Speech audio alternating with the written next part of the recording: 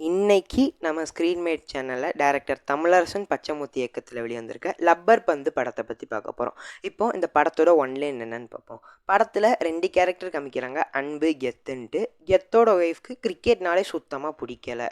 அப்போன்னு ஒரு கிரிக்கெட் மேட்ச்சில் அன்புக்கும் கெத்துக்கும் ஈகோ கிளாஷ் ஆகுது. ஒரு கடைசியில் அது சண்டேல போய் முடியுது. அந்த டைமில் தான் அன்பு ஒரு பொண்ணை லவ் பண்ணுறாங்க. கடைசியில் பார்த்தா அது கெத்தோட பொண்ணு. இதுக்கடுத்து என்ன நடந்துச்சு அப்படிங்கிறத இந்த படத்தோட கதையே. இந்த படத்தோட ஸ்டார்டிங்கில் லப்பர் பந்தின் விலை 15ன்னு போட்டு ஆரம்பிக்கிறாங்க. அப்போ அன்பு ஸ்கூல் படிக்கிற பையனாக இருக்கான். அப்படி ஊரில் ஒரு கிரிக்கெட் டீமுக்காண்டி அவன் விளாட போகிறான். ஆனால் அவனுக்கு ஒழுங்காக சான்ஸே கிடைக்கல அவன் கேஸ்ட் காரணத்தினால. அப்போ கெத்து யாராலையும் அவுட் பண்ண முடியாத பிளேயராக இருக்கிறாரு. அப்போவே அன்பால் அவருக்கு எப்படி அவுட் பண்ணலான்னு தெரியும். ஆனால் அவருக்கு யாரும் ஒழுங்காக சான்ஸ் கொடுக்கல. அதனால் அவர் மேட்சை பாதியிலே விட்டுட்டு போயிடுறாரு. அந்த சீனில் கட் பண்ணால் லப்பர் பந்தின் விலை 35ன்னு போட்டு காமிக்கிறாங்க. அதில் அன்பு ஒரு ஜெர்சி கடை வச்சுருக்காரு. எல்லா டீமுக்கும் கெஸ்ட் பிளேயராக போய் விளையாடுறாரு. அப்படி ஒரு கிரிக்கெட் டோர்னமெண்ட்டில் கெத்து விளையாடுறத பார்க்குறாரு. அந்த இடத்துல வார்த்தையை விட்டுருந்தாரு. அங்கே ஈகோ கிளாஷ் ஆகுது. அதுக்கடுத்து என்ன நடந்துச்சு அப்படிங்கிறது ரொம்ப சூப்பராகவே காமிச்சிருந்தாங்க. கேஸ்டிங்கை பொறுத்தளவுக்கு ஹரிஷ் கல்யாண், அட்டகத்தி தினேஷ், பாலா சரவணன், காளி வெங்கடேஷ் இவங்களாம் கொடுத்த ரோலுக்கு ரொம்ப ஆப்டாகவே நடிச்சிருந்தாங்க.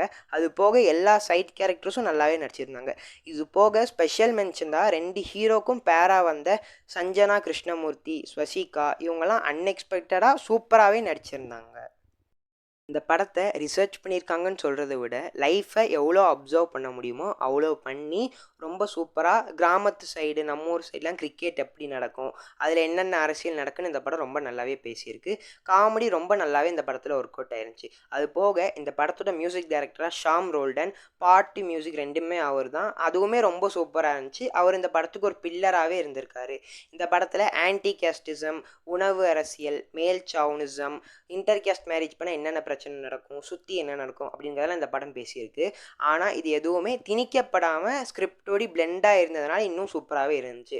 படத்தில் அட்டகத்தி தினேஷ் எப்போல்லாம் விஜயகாந்த் பாட்டு போட்டு வராரோ அப்போல்லாம் ஒரு பெரிய ஹீரோ கிடைக்க வேண்டிய மாஸ் என்வரான்மெண்ட் தேட்டரில் கிடச்சிது. அதுலேயே ஒரு ஸ்கிரிப்டும் ஒரு நல்ல ஆர்டிஸ்ட்டும் சேர்ந்தா பெரிய ஹீரோக்கள் கொடுக்கறத விட ஒரு நல்ல என்கேஜிங்கான படம் கொடுக்க முடியும் அப்படிங்கிறத கிளியராக காமிச்சிருந்தாங்க. படத்தோட கிளைமேக்ஸில் ஒரு ஃபைனல் கிரிக்கெட் மேட்ச்சில் ஒரு விஷயம் நடக்குது. அந்த மேட்சோட முடிவில் தான் பிறப்பால் எல்லாரும் சமம், திறமைக்கு தான் இங்கே மரியாதை அப்படிங்கிறது ரொம்ப கிளியராகவே காமிச்சிருக்காங்க. ஒரு படத்தில் நீங்கள் என்னெல்லாம் எக்ஸ்பெக்ட் பண்ணுவீங்களோ அது எல்லாமே இந்த படத்தில் இருக்குது. ஏம்னா ஒரு சீன் கூட வேஸ்ட் ஆகாமல் அவ்வளோ சாட்டிஸ்ஃபைங்காக இருந்துச்சு. ஸ்கிரிப்ட் நல்லா இருந்துச்சு. இந்த படம் இப்போ தேட்டர்ஸில் ஓடிக்கிட்டு இருக்கு. கண்டிப்பாக போய் பாருங்கள். தேங்க்யூ.